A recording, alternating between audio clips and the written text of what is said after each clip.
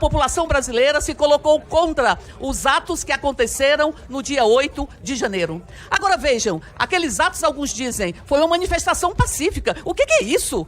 Chamar de manifestação pacífica? As vidraças foram quebradas, os computadores foram destruídos, e dizer que isso foi uma manifestação pacífica está duvidando da inteligência da população brasileira.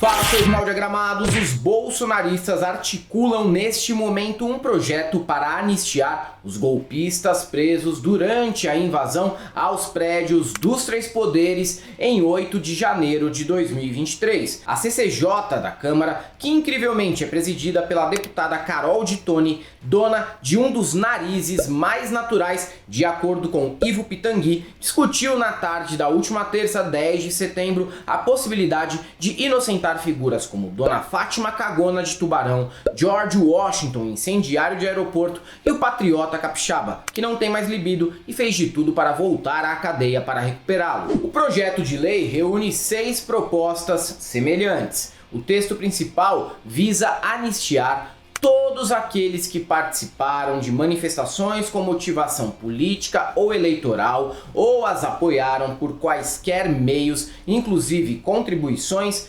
doações, apoio logístico ou prestação de serviços e publicações em mídias sociais e plataformas. A matéria ainda prevê a anistia para todos os que tenham praticado delitos em manifestações em todo o território nacional de 30 de outubro de 2022, segundo turno das eleições presidenciais, até a entrada em vigor da proposta. Dessa forma, o texto prevê perdão também àqueles que participaram dos atos golpistas de 8 de janeiro de 2023. Em resumo, todos envolvidos nos acampamentos de patriotários e os seus financiadores estariam livres da cadeia ou de responder pelos seus atos a partir de agora. Tentou jogar um ônibus de um viaduto em Brasília? Tranquilo.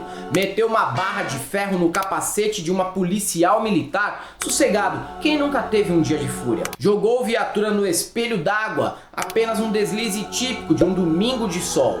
Armou plano para explodir um caminhão-tanque em um dos aeroportos mais movimentados do país? Suave. A esquerda implica muito com pessoas que estavam momentaneamente perturbadas pela derrota eleitoral. O senhor sabe que o senhor é um terrorista, não sabe?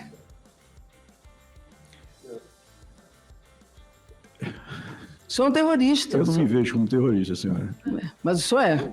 Com certeza, todos esses crimes nem se assemelham com carregar uma paranga de maconha no bolso ou roubar um celular na rua, que aí sim merecem ser punidos com anos de prisão para transformar o meliante em mais um integrante de facção criminosa. No plenário, um gado que provavelmente participou e conseguiu escapar da penitenciária e parentes de presidiários patriotas carregavam cartazes favoráveis à anistia e com menção ao Clezão, otário da que era todo de saúde e não se importou com esse quadro clínico, muito menos com a possibilidade de deixar os filhos desamparados, foi preso e acabou morrendo na cadeia. Os deputados bolsonaristas, sempre tão punitivistas, agora mudaram um pouco de posicionamento e querem todas essas pessoas nas ruas, com o intuito de pacificar o país.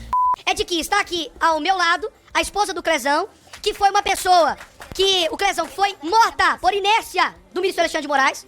E enquanto eles não chegavam aqui, vocês nos chamam de terroristas, de golpistas. Mas eu duvido se olhar dentro do olho da filha dele e falar isso. Sabe por quê? Porque vocês não têm um pingo de envergadura moral para poder acusar os outros terroristas. Chega a ser irônico o bolsonarista usar esse argumento. Se existe recorte político que não tem o menor interesse de pacificação do Brasil, é esse. O interesse deles é na impunidade para poder cometer novamente esse tipo de golpismo. A pena de 17 a 22 anos parece excessiva, mas se fosse mais branda, toda semana teríamos novas tentativas mambembes de golpismo em Brasília. Antes do projeto ser barrado, tivemos o habitual show de horrores, típico dessa corja, né? Luiz Lima, conhecido como Mamãe Nadei, chega a recuperar algo que ocorreu durante a ditadura, movimento que anistiou sim os inimigos. Com essa abordagem, ele tenta amaciar o regime da época, insinuando que nem foi tão rígido assim, e ainda tenta equiparar protestos de movimentos sociais com o que ocorreu no 8 de janeiro. Em 28 de agosto de 1979, o presidente Figueiredo, durante o regime militar, sancionou a lei da anistia.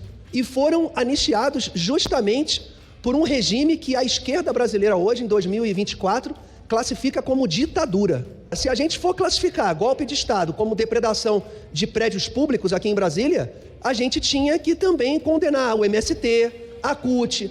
O que Luiz Lima ignora e o deputado Chico Alencar fez questão de recordar logo em seguida é que a ditadura, no ano de 1979, só tomou essa atitude porque, dentro do pacote dos anistiados, estavam também os torturadores que cometeram um crime inafiançável.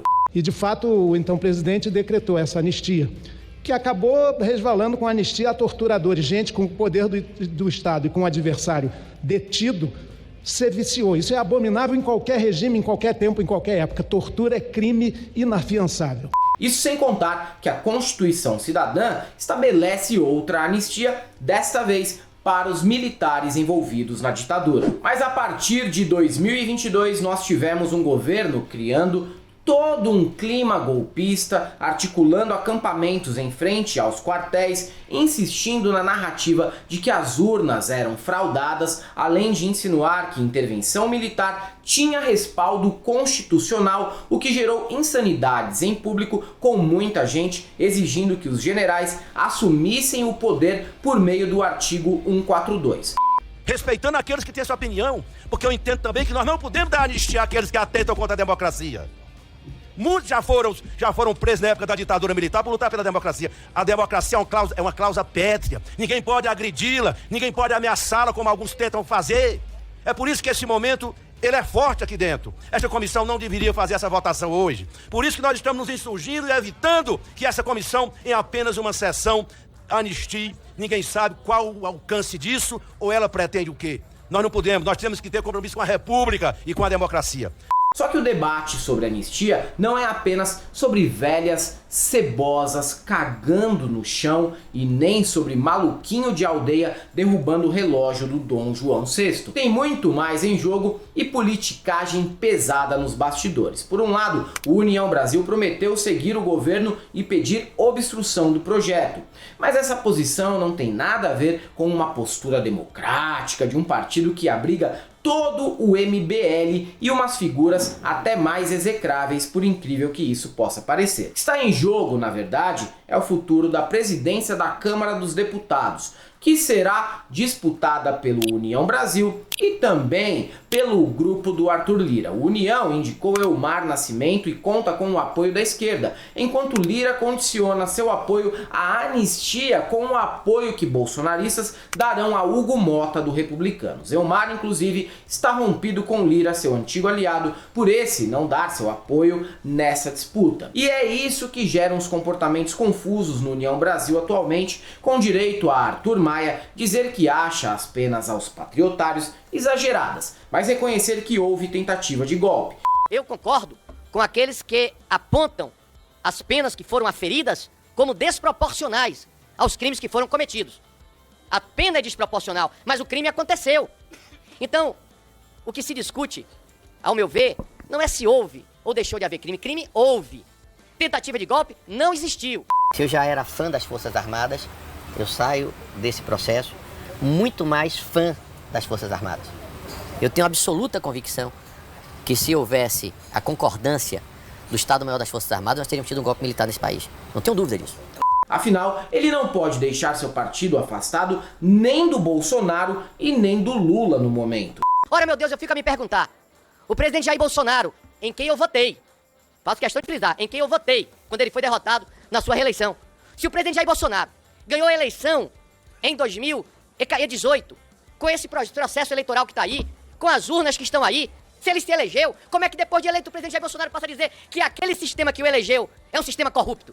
Seja com qual interesse for a rejeição a essa PL, o importante é ser contrário a uma anistia que poderia dar o sinal de que os patriotários estão liberados para tocar o terror no país, e a gente lembra bem que naqueles meses, entre o fim de 2022 e o início de 2023, o Brasil ficou nas mãos de completos desqualificados que não queriam deixar o ladrão subir a rampa, não eram desmobilizados pelas polícias e só davam um descanso quando tomavam apavoro da galoucura. Já ficamos à mercê de muita gente horrível nesse país, que ao menos justificam tanto poder concentrado por controlarem a grana, e isso é imprescindível no capitalismo. Porém, não tolerarei ser amedrontado por gente que mal consegue subir 10 lances de escada sem o risco de colocar 2 estentes, querendo todo dia jogar coquetel molotov no Planalto, com a certeza de que isso não acarretará nenhuma punição. É isso aí, galera. Para quem gosta do nosso canal, se não se apoia, seja membro Pix e Conta Jurídica.